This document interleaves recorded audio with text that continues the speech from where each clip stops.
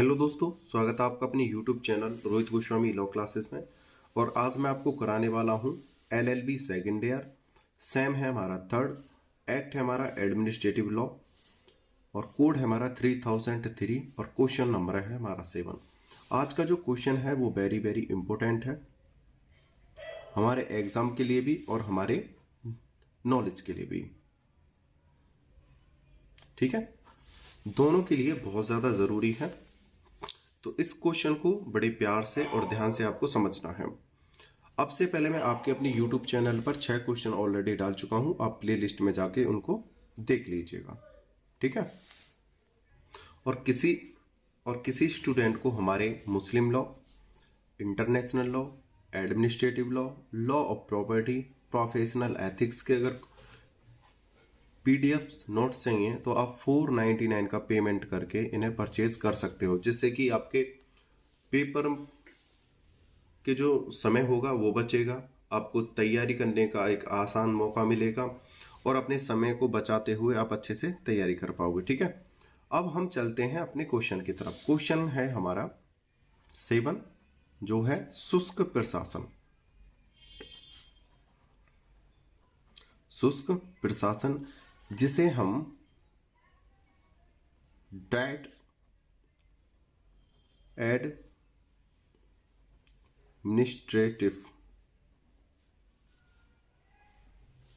कहते हैं। ठीक है, एक तो इस नाम से आ सकता है क्वेश्चन, या ये इस नाम से क्वेश्चन आ सकता है। ठीक है, जिसे हम ड्रॉइट एडमिनिस्ट्रेटिव नाम से भी जानते हैं। ठीक है, देखते हैं अब इस क्वेश्चन को। सबसे पहले बात करते हैं हम फ्रांस की। फ्रांस में 1789 से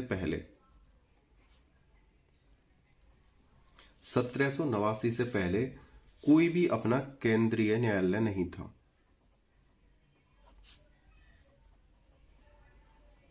केंद्रीय न्यायालय यानी कोर्ट नहीं था। वहां का जो विधि का जो कार्य करती थी, जो विधि निर्माण होता था या जो न्याय जो देती थी, वहां का कार्य करती थी प्रशासन। प्रशासन विधि निर्माण के लिए और सलाह के लिए व्यक्तियों को ले लेती थी अपनी विधि निर्माण के लिए। तो वो क्या करती थी, सलाहकारों को लेती थी।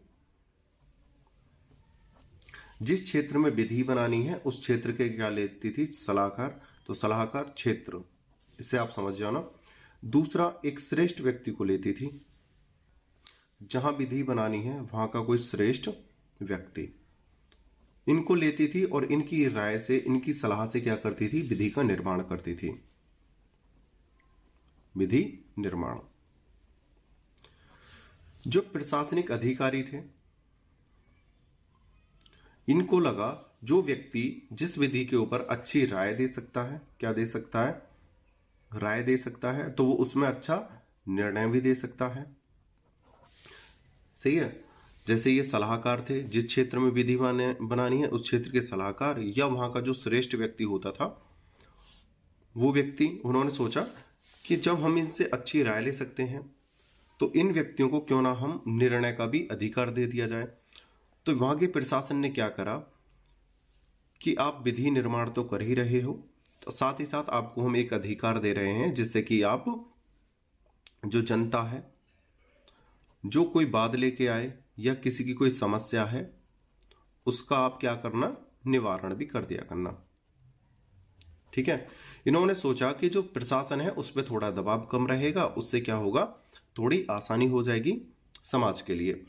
लेकिन होता क्या है, ये जो समाज था धीरे धीरे वक्त बदलता रहा, समाज की जो जागरूकता है जगी, और वो अपनी सलाह के लिए और अपनी राय के लिए, अपने निर्णयों के लिए प्रॉपर रूप में इन लोगों के पास ही जाने लगी। सलाहकार जो जिस क्षेत्र के थे उसके पास, और जो श्रेष्ठ व्यक्ति था जहां से प्रशासन ने सलाह ली थी, इन्हीं व्यक्तियों के पास क्या करा, उन्होंने जाना स्टार्ट कर दिया। जो प्रशासन थी वहां की जो है थोड़ी परेशान हो गई कि भाई हमारी तो यहाँ पर कोई बूझ हो ही नहीं रही है, यहाँ पे तो जिससे हमने विधि के लिए सलाह ली थी जनता उसी की तरफ ज़्यादा अग्रसर हो रही है, तो वहाँ पर प्रशासन में थोड़ा दबाव पैदा हो गया कि भाई इस प्रकार से तो देश चलेगा नहीं।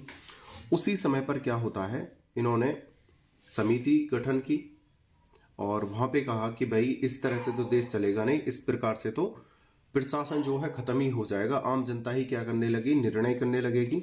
हमने तो थोड़ा सा इन्हें अधिकार दिया था कि छोटे मोटे आप कार्यों को देख लेना, आप तो प्रॉपर वे में ही शक्ति लेकर बैठ गए। वहाँ पर फिर दोबारा से बैठक हुई। वहाँ पे अब से पहले ये जो कार्य चल रहा था इसे बोलते थे डी रॉय।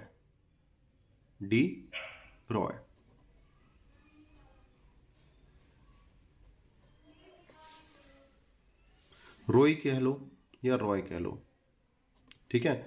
इसके आधार पर ये जो प्रक्रिया थी ये चल रही थी। इन्होंने कहा कि भाई अब ये चीज नहीं चलेगी, यहाँ पे इसको बंद किया जाए। तो 1789 के बाद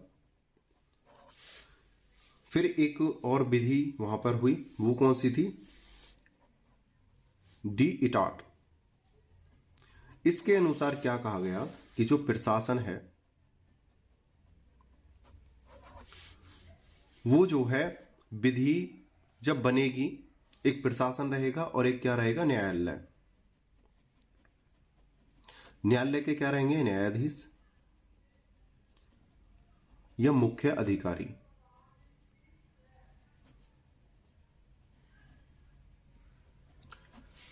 ठीक है, न्यायालय रहेगा और प्रशासन रहेगा, दोनों मिलकर क्या करेंगे, काम करेंगे।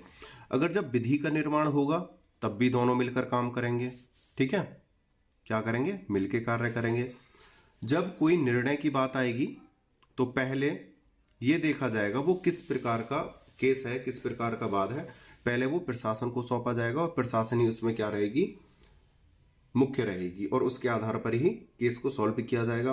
लेकिन अगर किसी कारण से कोई त्रुटि होती है या कोई संतुष्ट नहीं होता है या निर्णय में कोई ऐसा लगता है कि ये सही नहीं हुआ है, तो दोनों समिति मिलकर उस पर कार्य करेंगी, जिसमें प्रशासन और न्यायालय के जो व्यक्ति होंगे बराबर बराबर होंगे, यानी 50-50 दोनों के व्यक्ति होंगे। ठीक है, ये मिलकर फिर उसमें क्या करेंगे, निर्णय करेंगे। इसी को क्या कहा गया, डी इटाट। ठीक है, इसी को कहा गया डी इटाट, यानी शुष्क प्रशासन। अब ये तो थी फ्रांस की बात। उसी समय पर वहां पर एक विधिवेत्ता यानी दार्शनिक वहां पर मौजूद थे, जिनका नाम था प्रोफेसर डाइसी। ये सब वहां पर इन चीजों को देख रहे थे। प्रोफेसर डाइसी वहां पर उपस्थित थे। प्रोफेसर डाइसी ने देखा कि यहां पे न्यायालय भी है और न्यायालय के जो न्यायाधीश हैं, जो कार्यकर्ता हैं, ये अपनी जो शक्ति है इन्होंने तो प्रशासन को दे रखी है, और प्रशासन ने क्या कर रखा है, सबसे क्या ले रहे हैं, राय ले रहे हैं। तो यहाँ पे तो द्वैत प्रकार की क्या है, सरकार है, मतलब दो सरकार यहाँ पर कार्य कर रही हैं। ठीक है, तो इन्होंने क्या करा, यहाँ का विरोध करा कि यहाँ पे तो दो लोग कार्य कर रहे हैं, दो तरह की सरकार यहाँ पे कार्य कर रही हैं, दो व्यक्ति यहाँ पे कार्य कर रहे हैं, यहाँ पे तो कोई पावर एक व्यक्ति के हाथ में है ही नहीं, तो यहाँ पे तो निर्णय दो व्यक्तियों के द्वारा हो रहा है। लेकिन हमारे जो इंग्लैंड में है, जो प्रोफेसर डाइसी जो थे, ये कहाँ के थे, ये थे इंग्लैंड के। इन्होंने बोला कि हमारे इंग्लैंड में तो एक ही व्यक्ति द्वारा क्या होता है, निर्णय होता है, और वहां पे जो मुख्य निर्णय देने वाला क्या होता है, न्यायाधीश होता है। यानी हमारे देश का जो कानून है वो न्यायाधीश द्वारा ही बनाया जाता है और उसी के आधार पर निर्णय होता है। लेकिन यहाँ पे क्या है, यहाँ पे तो आम जनता की भी सलाह ली जा रही है, और उन्होंने इसका क्या करा,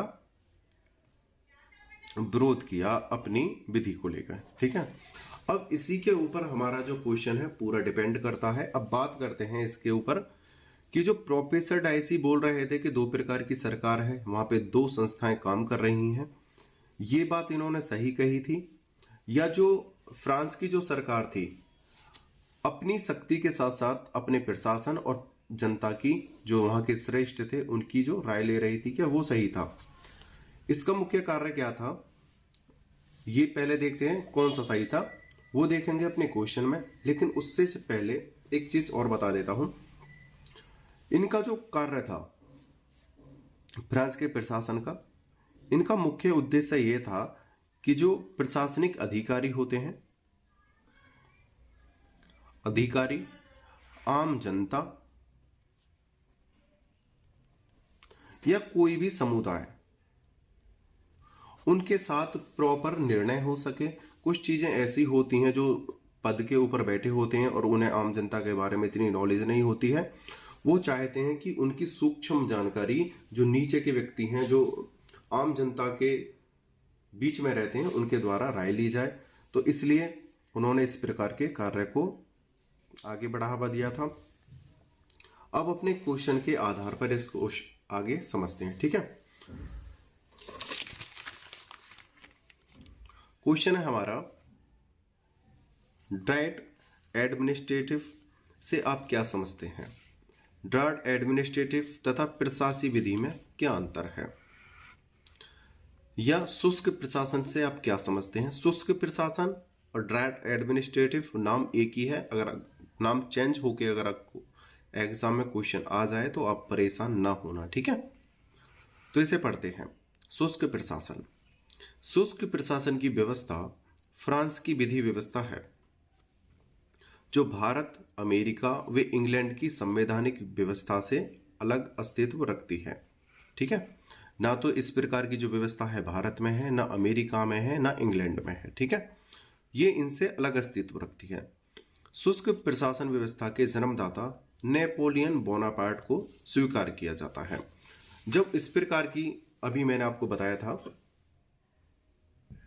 जब वहां पर इस प्रकार की सरकार चल रही थी कि प्रशासन की तरफ तो कोई जा ही नहीं रहा था, सब वहां के सलाहकारों से निर्णय करा रहे थे और श्रेष्ठ व्यक्तियों के पास अपने केसों को, वादों को, समस्याओं को लेकर जा रहे थे। तो तब वहां पर एक व्यक्ति ने अपनी आवाज उठाई थी जिसे हम नेपोलियन बोनापार्ट कहते हैं, और 1789 में इन्होंने ही पहला कदम उठाया था डी ट्राट के लिए, ठीक है।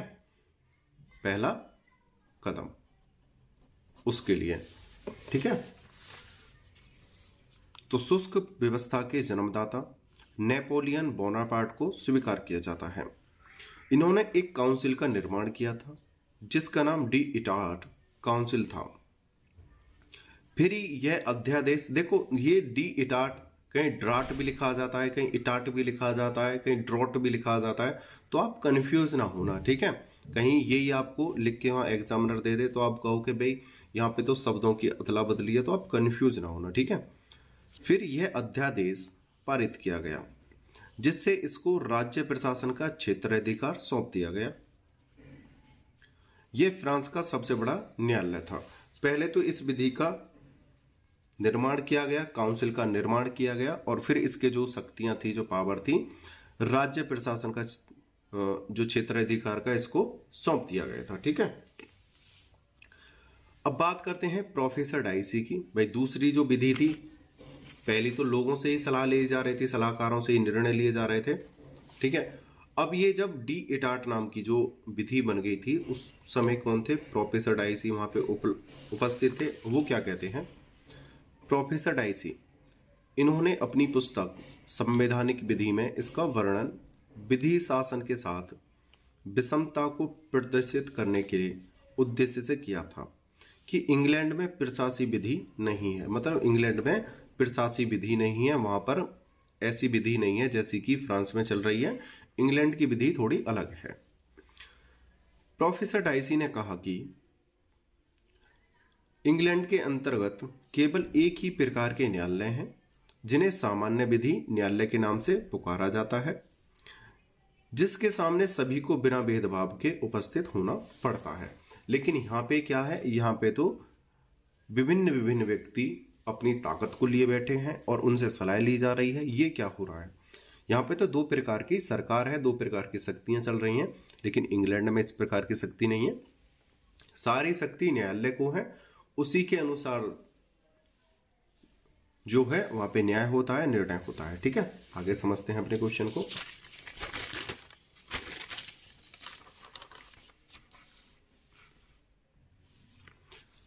फ्रांस के विधि शास्त्री बैलेंस ने शुष्क प्रशासन के 3 प्राथमिक सिद्धांतों को निम्न प्रकार से स्पष्ट किया। जो शुष्क प्रशासन के जो प्रमुख सिद्धांत थे वो क्या है, पहले उसको देखते हैं। सब प्रथम था प्रशासन को अपनी इच्छानुसार कार्य करने का अधिकार। जैसा कि यहाँ पे बताया गया है कि पहले तो प्रशासन ही अपने इच्छानुसार कार्य करेगी। क्या करेगी? प्रशासन ही कार्य करेगी।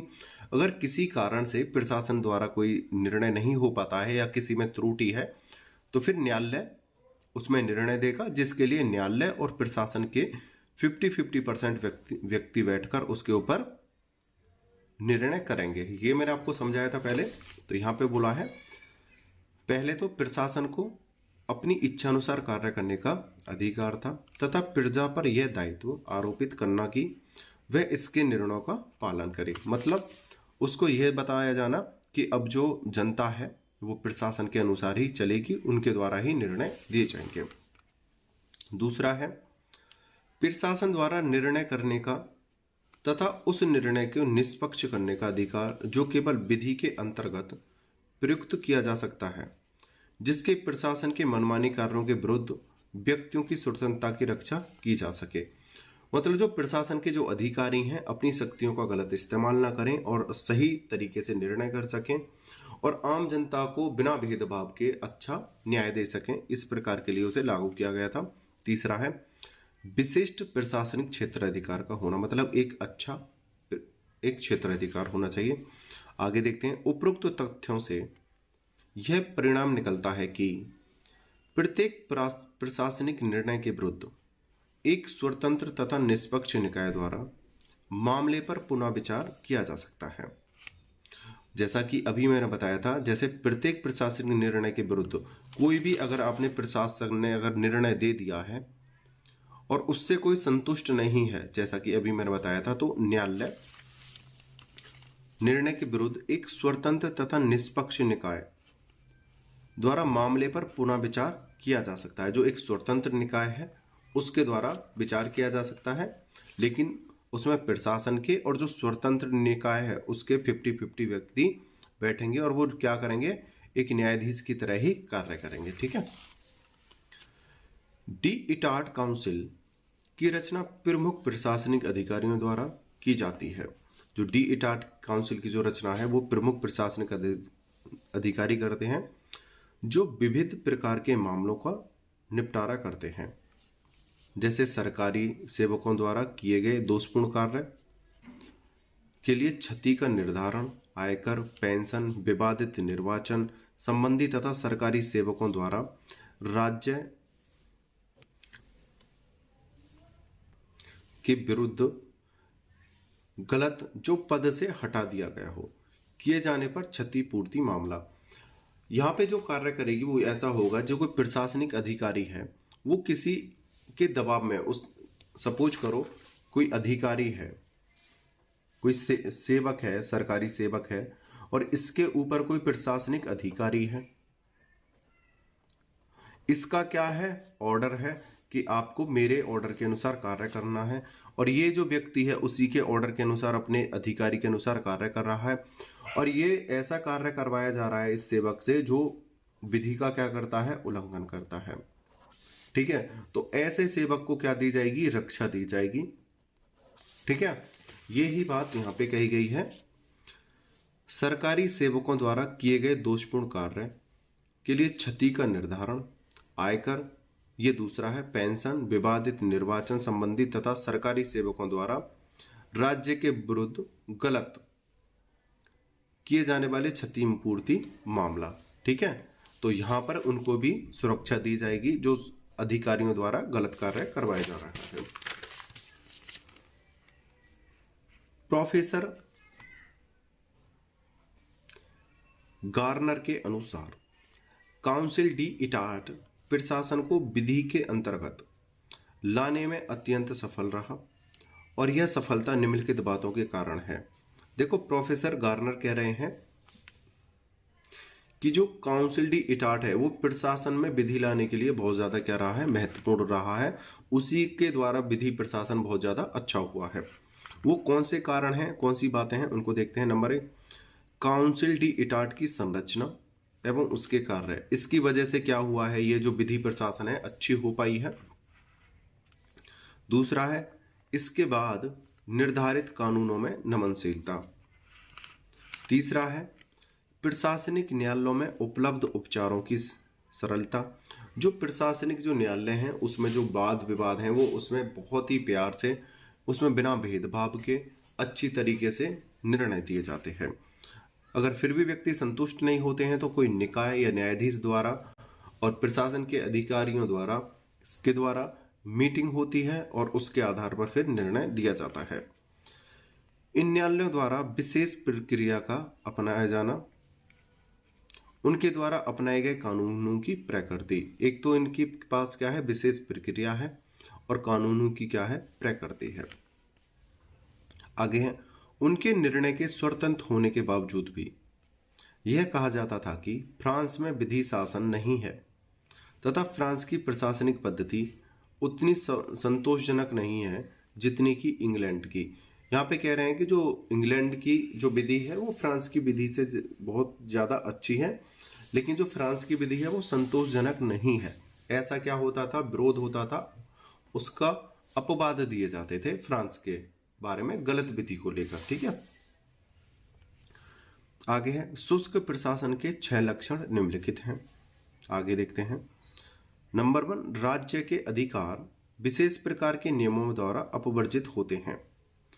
जो राज्य के जो अधिकार होते हैं, अगर कोई विशेष परिस्थिति होती है कोई, तभी नियम बनाकर उसे बदला जाता है। ठीक है।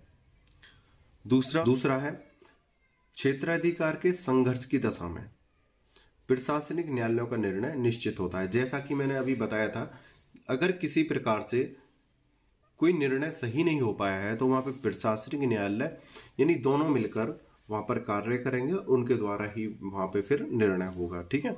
तीसरा, फ्रांस के प्रशासनिक न्यायालयों को अपने लेख घोषित करने का अधिकार प्रदान किया गया है। इस प्रकार यह लेख घोषित करने की नियमावली सामान्य न्यायालयों की नियमावली से भिन्न है। वहां पर अगर किसी के अधिकारों का हनन होता है या गलत निर्णय होता है तो वो एक लेख जारी करके वहां से अपनी मांग करा सकता है, दोबारा से समिति को बैठाकर यानी डी इटाट काउंसिल को अपनी लेख घोषित कर दोबारा निर्णय के लिए बाधित कर सकता है। ठीक है, लेख घोषित करके दोबारा अपनी निर्णय करा सकता है। आगे देखते हैं।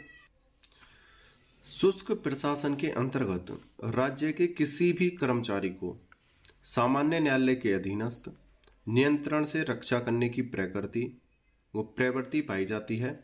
जो किसी कृत्य का दोषी हो, वह कार्य कितना भी गलत क्यों ना हो, जब उसे अपने श्रेष्ठ अधिकारियों के आदेश द्वारा सद्भाव पूर्वक करता है तो उसे दोषी नहीं माना जा सकता है। जैसा कि अभी मैंने आपको बताया था, ये अधिकारी है, अधिकारी का कोई नीचे जो अंडर जो काम करता है, सेवक कह लो, उस समय तो सेवक ही कहा जाता था, या कोई नीचे पद का व्यक्ति, नीचे पद का जो व्यक्ति है, ये उच्च पद हो गया, कोई निम्न पद के व्यक्ति से कोई, ये जो है सरकारी व्यक्ति है, इससे कार्य कराता है और वो ऐसा कार्य कराता है वो गलत है, तो इस वाले व्यक्ति को दोषी नहीं ठहराया जाएगा, उसके साथ सही न्याय किया जाएगा। नंबर 5, फ्रांस की दोनों ही व्यवस्थाएं अलग अलग क्षेत्राधिकार रखती हैं। फ्रांस के न्यायाधिकरणों को विधि निर्माण का भी अधिकार प्रदान किया गया है। यहाँ पे बोला है ये जो 2 व्यवस्थाएं हैं वो अलग अलग हैं, और साथ ही फ्रांस के न्यायाधिकरणों को विधि निर्माण का अधिकार दे दिया गया है। अब हम बात करते हैं, जैसा कि हमने पहले स्टार्टिंग में क्वेश्चन उठाया था, प्रोफेसर डाइसी कह रहे थे इंग्लैंड की विधि क्या है, बहुत अच्छी है, और ये शुष्क प्रशासन कह रहा था कि फ्रांस की विधि बहुत अच्छी है। अब उसे देखते हैं, जो फ्रांस की विधि है वो क्या है, श्रेष्ठ थी उस समय की।